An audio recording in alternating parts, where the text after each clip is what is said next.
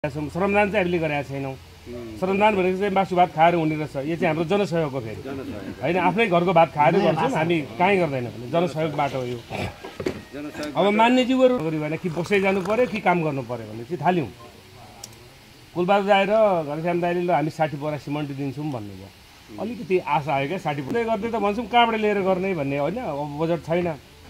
अनि यति हामीले यो जनसहयोगमा जनसहभागितामा नै यति गरे। दुईटै पार्टीको पहल नपुगेको कि पुगेर पनि सम्बन्धित ठाउँले वास्ता नगरेको त्यो त अब उतैबाट जान्ने नपुराएको होइन, सबै कुरा पुराएकै हो। आशा गऱ्यौँ क्या, अस्ति जेठ 6 गतेसम्म हामीले आशा गऱ्यौँ केही आउँछ कि भनेर आशा गऱ्यौँ, त्यतिकै आएन र अनि भेला भयौँ। हाम्रो कुलबहादुर दाई घनश्यामजी भेला भएर कुरा गऱ्यौँ। अब के गर्ने त, अब त काम त नगरी भएन कि बसै जानु पऱ्यो कि काम गर्नु पऱ्यो भने चाहिँ थाल्यौँ। कुलबहादुर आएर घनश्याम दाइले ल हामी 60 बोरा सिमेन्ट दिन्छौँ भन्नुभयो। अलिकति आशा आयो क्या, 60 बोरा सिमेन्ट भन्ने चाहिँ। अनि वडाले कति दिने भनेर अध्यक्षज्यू कता बाहिर हुनुहुन्थ्यो, झापातिर होला। ल 300 बोरा वडाले अहिले सिमेन्ट उपलब्ध गराउने भएपछि अलिक छाती ठुलो भयो।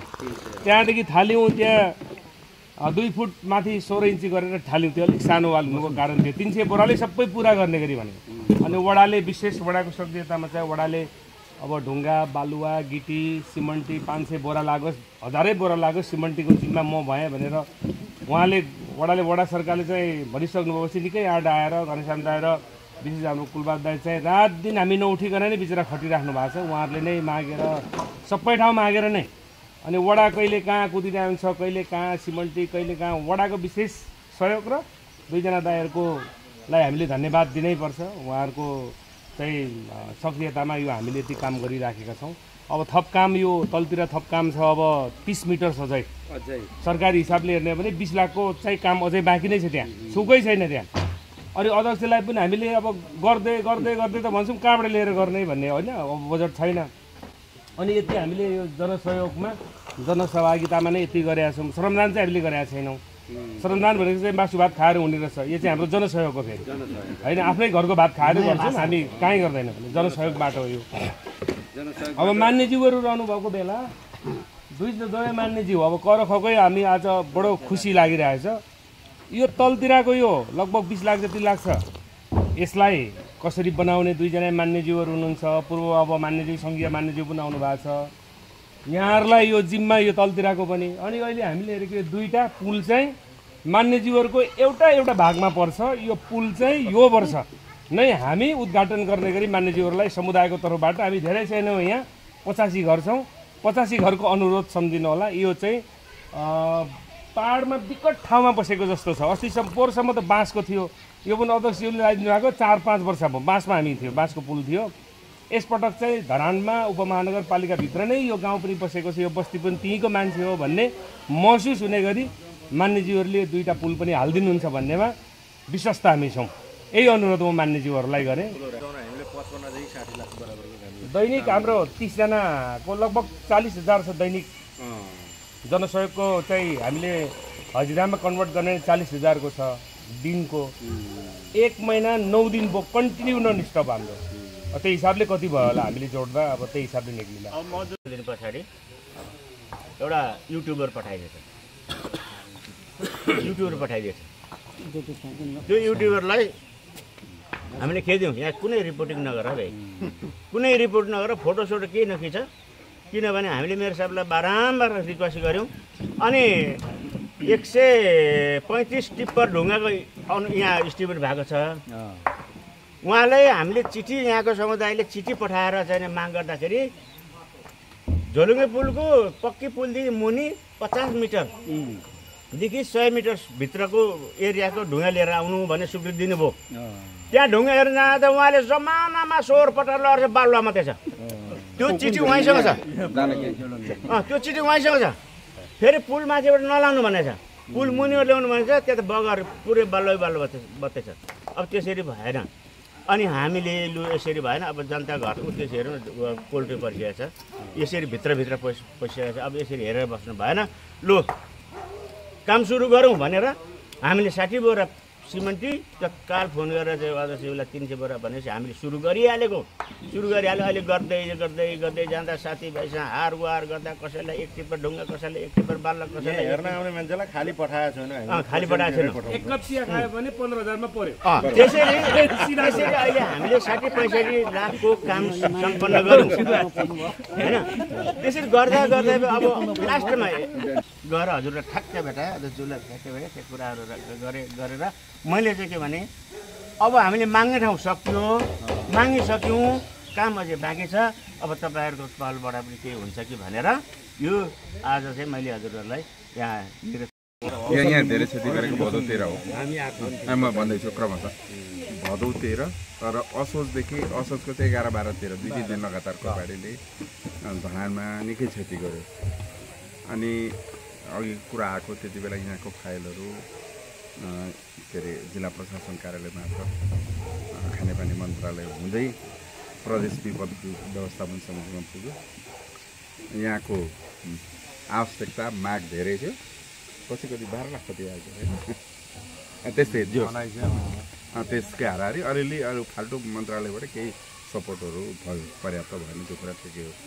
र यसपटक अलिक बढी यो विशेष गरेर यो महाभारत रेन्ज भेरेटा, नाम्जे, साँगुरी यो भेगमा अलि बढी पानी परेछ। जेठ 16 गते राति, 17 गते बिहानको राति त्यही दिन हो लेउतीको पानी बाटो बगाएको पनि। अनि यतापट्टि दक्षिणतर्फको सेरा, सेउती, खरे, सर्दो यी खोलाहरूमा फेरि अरूमा त्यति धेरै क्षति छैन, धेरै क्षति भएको छ। त्यसपछि हामीले प्रदेश सरकारमा विशेष गरेर खानेपानी मन्त्रालयमा हामी पटक 3-4 दिन लगातार हामी गयौँ। रमाइलो पनि कुरा भयो।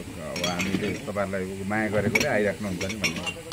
अनि त्यति बेला कुराकानी हुँदाखेरि समग्र धरानलाई जाली किन्नलाई 10 लाख रुपियाँ दिने, 13को यो खरेकै लागि 10 लाख रुपियाँ दिने, त्यो पैसा पठाइदिन्छौँ हामी भन्नुभयो मन्त्रीले है।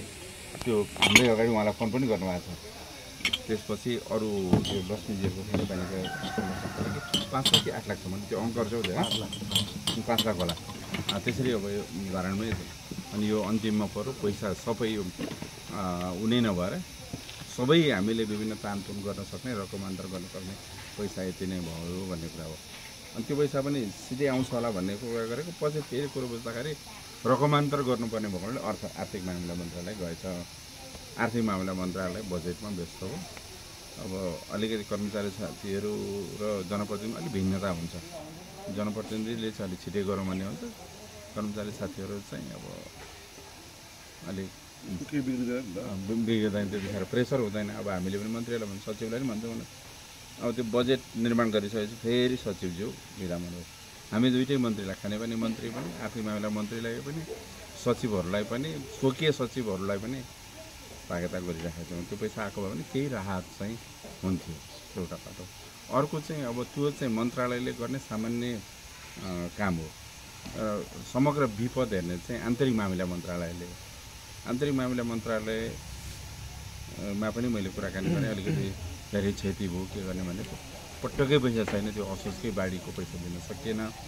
कति 3 अरब 4 अरबको क्षति थियो, जम्मा 40 करोडले चित्त बुझाउनु परेछ। यो पालि छैन। त्यसले गर्दाखेरि सिडिओ कार्यालय मार्फत रेकर्ड चाहिँ गराइराख्नुहोस्। स्थानीय पालिकाको पनि सिडिओ कार्यालयको पनि आएर आन्तरिक मामिला मन्त्रालयमा रेकर्ड गराउनुहोस्।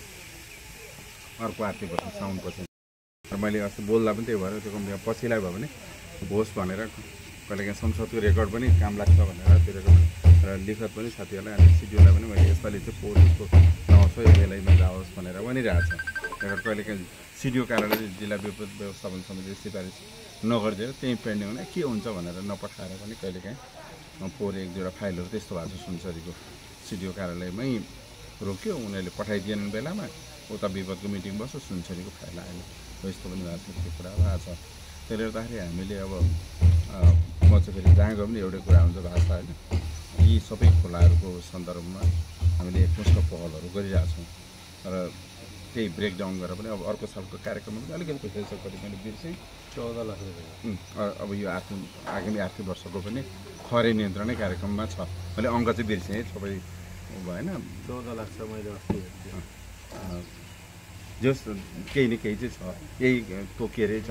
अरू ठुल्ठुला खोलामा बरु 5 लाख 8 लाख मात्रै छ, यसमा छ खरे नियन्त्रण धरान 13 भनेर छ। र यसैपालि अब यो असारभित्रमा काम हुने गरी 10 लाख त्यो चाहिँ विपदबाट तुरुन्तै दिने हो, तर ढिलो भइरहेछ। अर्को 14 लाख छ। अर्को विपद हेर्ने आन्तरिक मामला मन्त्रालयबाट पनि केही रकम ल्याउन सकिन्छ जस्तो लागेको छ। अब स्थानीय तहहरूबाट पनि केही गराउनु पर्यो, केन्द्रीय विपदमा पनि हामीले पठाउनु पर्ने हुन्छ। अब हामीले पनि अरू उपायहरू जस्तो मैले अघि पनि कुरा गरेँ, यो अलिक लेदोजन्य बाढी अलिक बढी आइरहेछ, त्यसले गर्दा के गर्न सकिन्छ, कहाँनिर हो यसको पोइन्ट, त्यो पनि अलिकति हेरेर त्यहीँ चाहिँ अहिले ब्रेक गर्न सकेन। किनभने बाढी आयो कि अब अघि भने जस्तो अब कोही सुत्न नपाउने, यहाँको त सुत्न नपाउने अरू समाजको अगुवा कार्यकर्ताहरू नेताहरू पनि सुत्न नपाउने। सधैँ त्यस्तो हुँदैन, वर्षमा 20औं पटक बाढी आउँछ, अनि बाढी आयो कि राति दिउँसो केही नभए कहाँ पुग्यो हुन्छ, तनाव त्यहाँ भयो भने त राम्रो हुन्छ। त्यसले त्यसको कारण पनि हामीले अलिकति पत्ता चाहिँ लगाउनु पर्ने, त्यो पनि गरौँ। अब निजी सहयोग भन्नुभएको छ, अब त्यसमा होस्टेमा हैसिया चाहिँ गरौँला। अब तपाईँलाई भन्नुपर्छ अस्तिको के हो भने त्यो बाढी आउँदा आउँदै 4-5मा साथीहरूले मान्छेको घरै पुऱ्यो भन्नुभयो, तर भएको चाहिँ के रहेछ, घर चाहिँ लेदोले पुरेको रहेछ, तर माथि संरचना चाहिँ बगाएको होइन रहेछ। म त आत्तिएर के भएछ भनेर अब स्वाभाविकले जानु पनि गर्छ। अब त्यतातिर साथीहरू अब यो कसैले दिएन, हामीले पैसा उठाएर एक्सकभेटर लगाइरहेको छ हो, त्यस्तोहरूमा एक दिनमा त्यहाँ पनि अलरेडी दिइयो, हिजो मात्रै पनि केही त पैसा मैले दिएँ। अनि यहाँ पनि अब सम्बन्ध राखौँला होइन, यति उति भन्दा पनि अब त्यही हो, 15,000 को चियाको चाहिँ तिर्न सकिँदैन, त्यो 5 स्टार भन्छ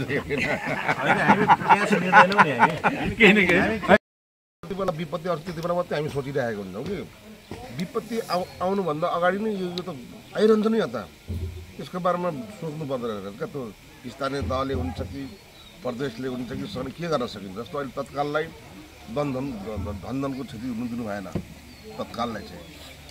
अब अर्कोपल्ट चाहिँ के गर्न सकिन्छ, यसलाई कसरी स्थायी रूपमा हुन्छ। अब यो विपद आइरहन्छ, तैपनि ठुलो विपद र सानो विपद हुन्छ। सानो विपदमा चाहिँ सहज ढङ्गले अगाडि यो क्षति नहुने काम हुनु पर्यो। अब ठुलो विपदमा त कहिलेकाहीँ अब नसोचेको कुराहरू पल्टिदिन्छ, त्यसलाई भविष्यको कुरा हो। तर यस विषयमा प्राय धरानको यो खरेको समस्या जम्मै ठाउँ रहेछ है, 13 लिएर 8मा जम्मै ठाउँ छ। अब यो जब यो वर्ष सकिन्छ त्यसपछि एउटा पार्टीले पनि र यहाँको जनप्रतिनिधिहरूले पनि दीर्घकालीन समस्या समाधान गर्नको लागि केही न केही चाहिँ योजना बनाउनुपर्छ। त्यसको लागि योजना बन्ने भनेको त पैसा खोज्ने कुरा हो, त्यसमा चाहिँ लाग्नुपर्छ जस्तो मलाई लाग्छ। अब फेरि पानी पऱ्यो आउँछ समस्या, घरतिर जान्छन् लेदोहरू जान्छ, बालुवा गिटी पुलहरू पनि हाम्रो होचो छ। अनि ठुलो ढुङ्गा बाटो आयो भने गिटी आयो भने त ती पुल भत्काइदिन्छ, नजिक घरतिर जान्छ। त्यस्तो तर के गर्न सकिन्छ, हामी एकदम होइन प्रदेश सरकारमा के माननीयसित चाहिँ के आशा गर्नुपर्ने। अब त्यो चुनावको बेलामा छातामा भोट हाल्नु मात्रै पर्ने हो कि हामीलाई विपद परेको बेला हाम्रो पनि केही सुनवाई हुने हो। यो एकचोटि त तपाईँहरूले पनि भन्नु पऱ्यो नि त। हामी उहाँ गएर फोन हान्दा हाम्रो फोन उठ्दैन, काठमाडौँको धाइधाइ गरेर उ गर्दा हुँदैन, प्रपोजल लगेर हालेको हाम्रो चाहिँ ऊ हुँदैन भने अब भोलि फेरि चाहिँ अर्को ध्वासे आउला, त्यो ध्वासेलाई पनि हामीले बोकेर हिँड्नु पऱ्यो। अनि हामी चाहिँ यस्ता यस्तै जहिले तहिले दुःखै मात्रै पाइराख्नु हो, किन यसरी उ गरिराख्नु। चुनावको बेलामा आर्थिक भौतिक खाइ नखाइ दौडेर होइन।